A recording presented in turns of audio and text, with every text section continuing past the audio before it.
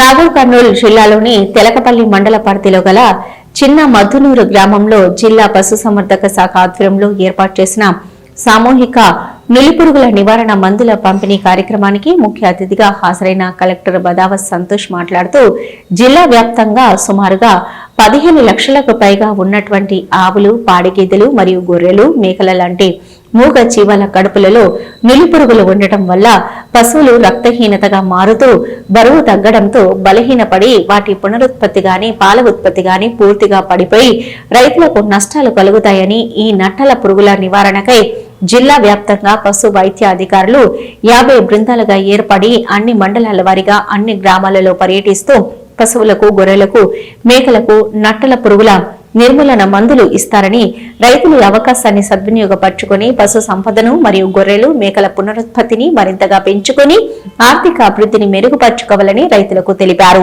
రాష్ట్ర ప్రభుత్వం రైతుల ఆర్థిక అభివృద్ధి సంక్షేమాన్ని మెరుగుపరచడం కోసం ఉచితంగా అందిస్తున్న ఈ సామూహిక నట్టల నివారణ మందుల పంపిణీ కార్యక్రమాన్ని ప్రతి ఒక్క రైతు సద్వినియోగం చేసుకుని పశువుల ఆరోగ్యంపై రైతులు ప్రత్యేక శ్రద్ధ వహించవలసిన అవసరం ఎంతైనా ఉందన్నారు. ఈ మందులు వాటికి త్రాగించడం వలన పశువుల శరీరంలో ఉన్న అంతర్పరాన్న జీవులు పూర్తిగా నశించి పశువుల ఆరోగ్యం మెరుగుపడడంతో పాటు వాటి బరువు పెరిగి పునరుత్పత్తి సామర్థ్యం మెరుగుపడడం, అదేవిధంగా పశువుల వ్యాధి నిరోధక శక్తి పెరిగి అంటు వ్యాధుల బారిన పడకుండా రక్షణ లభిస్తుందని కలెక్టర్ రైతులకు తెలిపారు.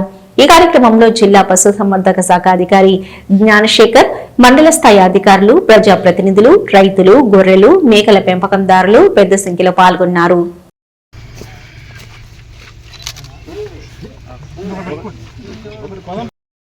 తద్వారా వాళ్ళ మాంసం పెరుగుతుంది, వ్యాధి నిరోధక శక్తి పెరుగుతుంది. రేపు మనకి మంచి క్వాలిటీ గొర్రె కానీ లేకపోతే మేక కానీ ఉండడం జరుగుతుంది.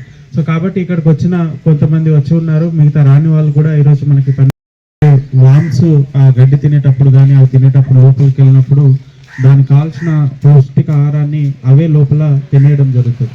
సో దానికి రోగనిరోధక శక్తి తగ్గిపోవడము, లేకపోతే సరైన మాంసం రాకపోవడము, లేకపోతే హెల్తీగా ఉండకపోవడము గొర్రె కానీ మేక కానీ జరుగుతుంది. సో దాన్ని మనము నివారించడానికి